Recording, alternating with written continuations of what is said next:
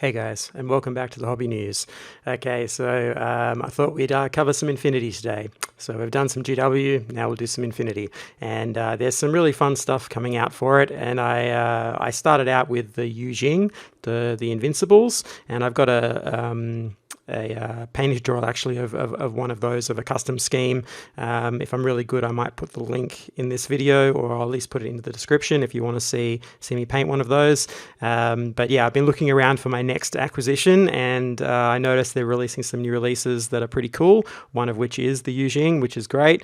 I think it's like a Korean team or something like that, and there's a bunch of others here, and I've been wanting to do that, the Mongol one, the sort of the wolf suit or whatever it is for the Yujing, but there is now, as you can see down the bottom here, a bear suit or something like that. I'm only just getting into Infinity, so it's really interesting looking at all these figures, and yeah, the bear looks really cool, so we're definitely gonna be looking at that. But I thought we just, so we come down here, so there's a bunch of new releases coming, and yeah, I just picked out a couple that I thought were pretty cool, and we'll take a look at them. But yeah, Infinity's fun. I've been enjoying my slow sort of progression into it, and I thought I'd start covering some of this because yeah, they do some really great stuff. I really like it. It reminds me, it's like new school and old school at the same time. You know, a lot of their models are basically all metal. They're moving into resin casting as well with I think that's that Creo cast or whatever it is, the new technology, and it's sort of like, it's still resin, but it's kind of a little bit like plastic, a little bit, and it gives like really good results. And so I know that their newer kits are going to eventually start to be coming out in that, or at least some selected kits.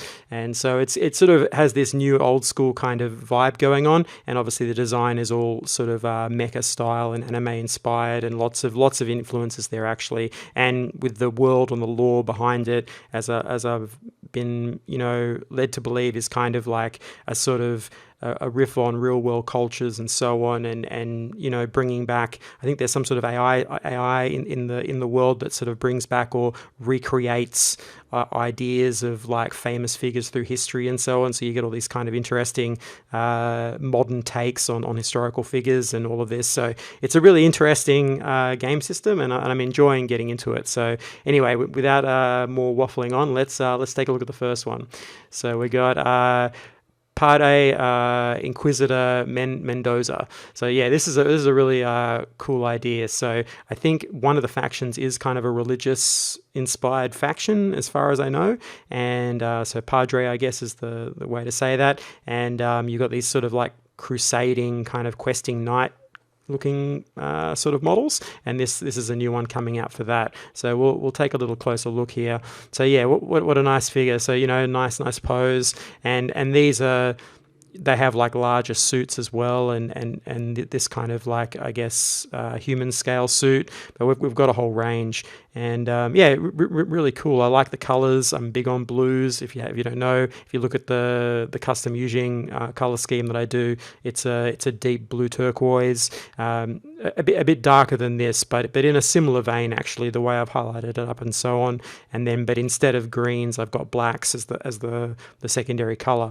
So it's more of a dark style, I guess.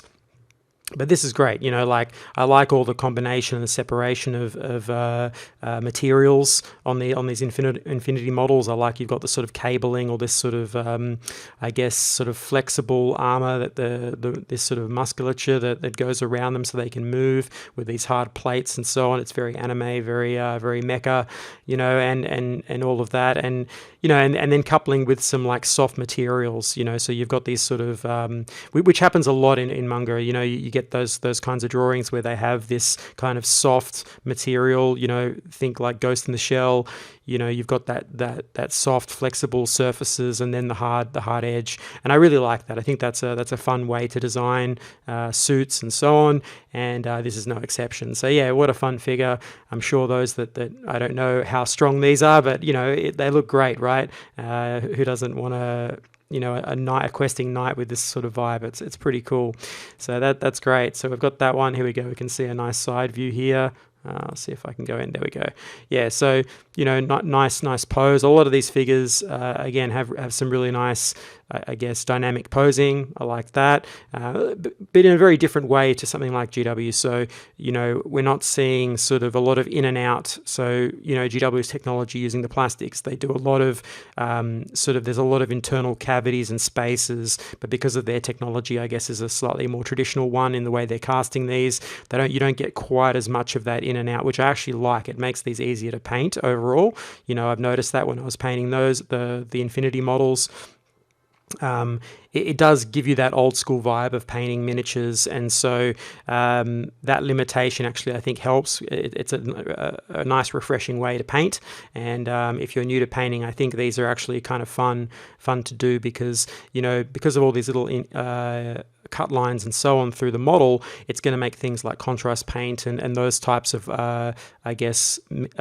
washes and shade paints and so on will give you a lot of shading very quickly. So that's good if you're new to painting and trying model painting for the first time. So yeah, really nice.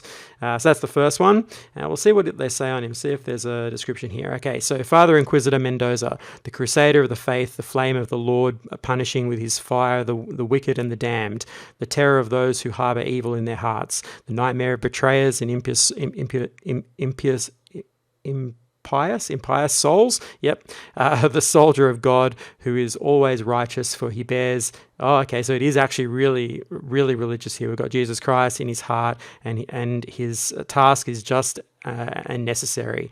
The champion of the hexadome and of the Paradiso front, the grand defender of the cross. And okay, so this is like full on. All right, so when I thought they were just inspired by, this is actually, so Infinity is like really taking from history here. So these aren't just Crusaders, this is actually the Crusades from our history put into a sci-fi universe. All right, so there we go. So I'll let you guys read that. I don't know. Yeah, that's interesting anyway. So, go into that at your own leisure. But looks like Infinity has some real world historical aspects to it that aren't quite as I guess inspired by. So yeah, interesting stuff. So you've really got that going on with this. So this is all that type of thing. Yeah, interesting. All right, well, cool. Let's keep going because I want to see the bear guy. Here we go. So we got the bear. This is the one that I want to see. So yeah, what a great idea. So I'm assuming this is Russia. It probably is Russia. We're going to find out in a minute. He's not chained up in a circus, so not to say that all bears in Russia are chained in a circus, but you know what I mean. Like, this is obviously taking from real world kind of history and so on. So I'm assuming the bear is the Russian element or something, or at least Eastern European in some way, or it could be Canadian. It could be Canadian as well. Although this is this a grizzly or a black bear? No, probably a grizzly. Okay, so it could be Canadian too. I'll find out in a second. But yeah, what a great sculpt. The armor on this is really nice. I like the big bowl shape here. It's giving him a lot of upper body sort of presence. We've got some nice rounded forms. So it does kind of give you the sense of that bearish look, right? It's trying to increase the rotundity of his upper body. We've got a nice classic pose here. Again, this is because of the casting.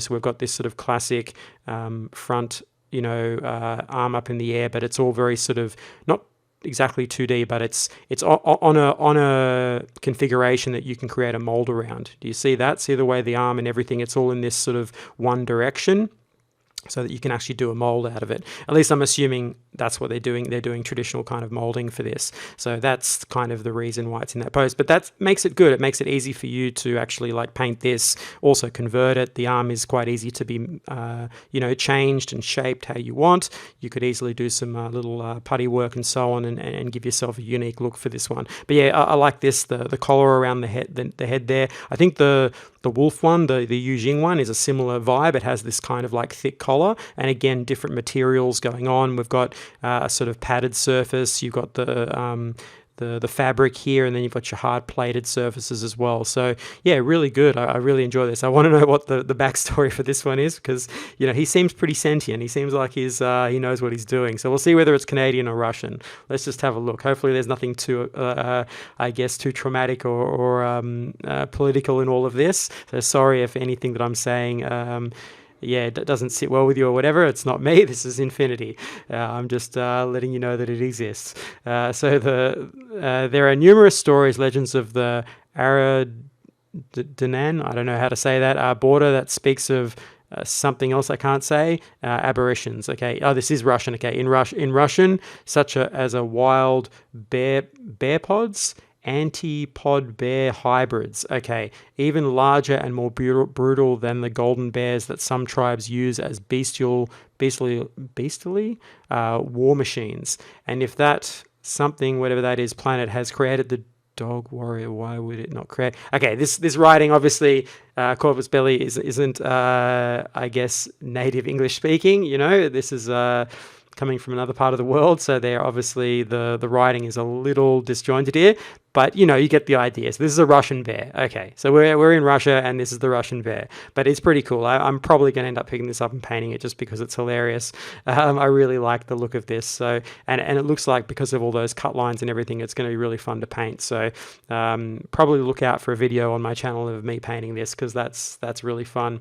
Okay, so then we'll move on to my faction that I've been collecting. So this Jing, and this is apparently the Korean shock infantry. So yeah, they look pretty good.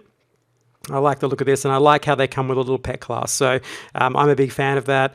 I've just released on my channel, if you have a look, the Blighted Gods thing that you see at the beginning of these videos, and the little sculpts on the thumbnails and so on, that's all from my brand Blighted Gods. And if you go on the link in the down there, you can go check that website out. But I'm releasing my first miniatures for that brand as of this video next week. So that'll be the 6th of December on Monday. You'll see those released, and the ones that are releasing are spell familiars, so little cute little minions for their necromancers and their wizards and so on, and warlocks. It's all based on sort of necromancy and that sort of I guess death and death gods and all that sort of thing, demons and so on. Very dark sort of imagery, and those spell familiars a take on that sort of idea of a pet class, that sort of thing. And so when I saw these little guys, I don't know what their story is, but they're great. I like all these little add-ons that you get with a main character. I think that's fun.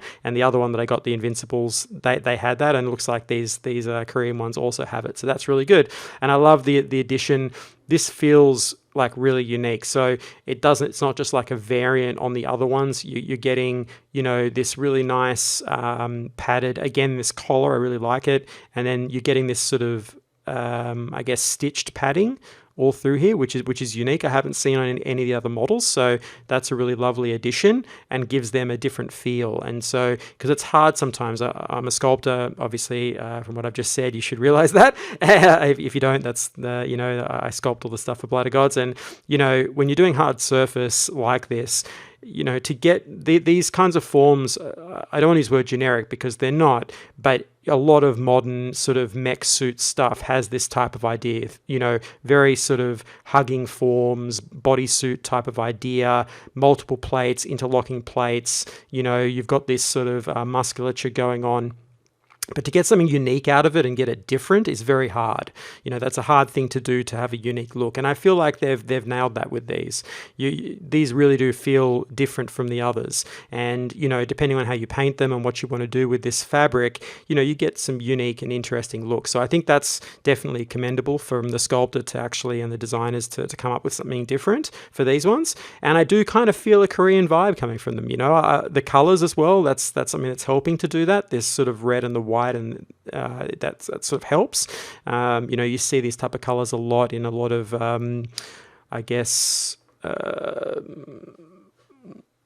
TV or ads or things like that. These types of colors you'll see a lot on packaging for food and so on. You'll see those sorts of things, like this type of banding of red and so on is on a lot of Asian foods and packaging, like all that sort of thing. And I think you kind of get a little bit of that vibe coming through, which helps to sell the idea that these are Korean, because it's hard if you're not from that part of the world, what's giving you the cue to say that these are Korean or something else. It's hard to tell just from the outside looking at it, but I am getting that vibe, and I don't know whether it's just, maybe it's just this the fabric. I don't know what's really giving me that totally, but even without the description of Korea there, I do kind of get it's from that part of the world, or at least Japanese or something along those lines, as opposed to the other Yujing, which I think is China, and the ones that I've got, correct me if I'm wrong, but I think they're the Chinese ones, and I do get that it's kind of like a different look. So very interesting. I think that this is playing with some very tough ideas to try to sell as a game. But more power to them for trying to do this, because it's a tricky one, right? With the way the world is and so on, it's very easy for all of this to become political and so on, and to have a game system that really digs into it is kind of unique. It's a unique game. But yeah, look, I love this. This is great. This is a nice pose. You've got everything going on here. And again, lots of interlocking plates, great for contrast paints and that sort of thing if you're trying to paint these up. Yeah, a lot of fun. So I really like that. So yeah, that's pretty much it. Let's see what they say about it. We'll see if this is worded a little nicer. We're not the best. Okay, the Jujak are in fact the worst adversaries anyone can face. Those are our credentials, and they'll be corroborated by our enemies if they weren't all dead. Okay, so these are like some sort of like really crack team of, I guess, operatives that go into, I guess they're sort of like your... I don't know what you'd call it, like your shock infantry or something like that. I would imagine. Yeah, it says it there, shock infantry. Okay, so they're like your heavy dudes that go in to extract whatever you're doing on the battlefield, and I'm sure that they work really well in the game. So yeah, really fun. I'm glad to be showing this off. Expect more of these little episodes going forward, because I really do like it. I think it's a fun game. It looks cool, and I like the models. So yeah. I hope you enjoyed this. Please hit that like button, subscribe button if you have, and I guess I'll catch you on the next one.